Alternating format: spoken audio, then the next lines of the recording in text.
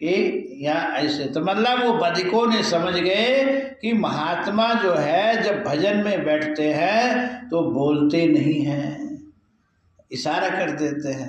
तो इशारा किए कि हाँ गाय गई है, बधिकों ने जा करके गाय को पाए और गाय का वध कर दिए, कत्ल कर दिए। बधिक नाम है, बधिक वध करना। कसाईयों को कोई दया भाव नहीं रहता है।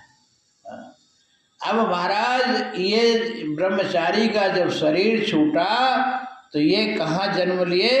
कसाई के यहाँ जन्म लिए, बधिक के यहाँ जन्म लिए। देखो गीता में भगवान कहते हैं चातुर्वर्ण्यम मया सृष्टम गुण कर्म विभागशः। 4 वर्ण हम ही बनाए हैं। और वो 4 वर्ण कौन है? ब्राह्मण, क्षत्रिय, वैश्य और शूद्र। ये 4 वर्ण गुण कर्म स्वभाव के अनुसार ये जीव फिर वहीं जा करके जन्म लेता है।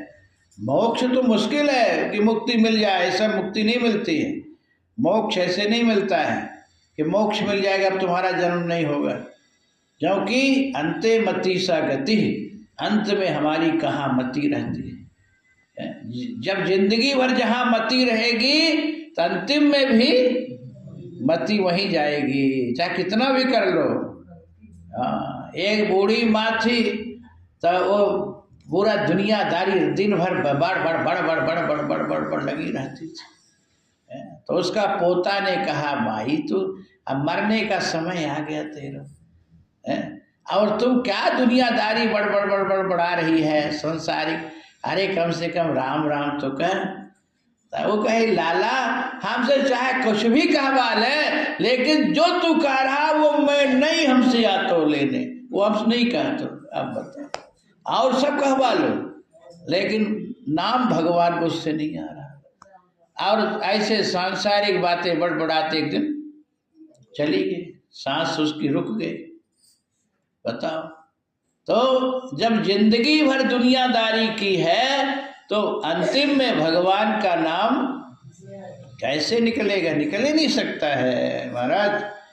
तो ये हमारा स्वभाव कर्म कहाँ ले जाता है? दोबारा जन्म क्यों होता है? यही कारण से मेरा ध्यान कहाँ, मैं कर्म क्या किया था, स्वभाव कैसा था, गुण कैसा था, ये सब देखते हैं, देखना पड़ता है। उसी के अनुसार हमको फिर जन्म लेना पड़ता है। तो ये सदन कसाई के नाम से जाने गए। भक्तमाल में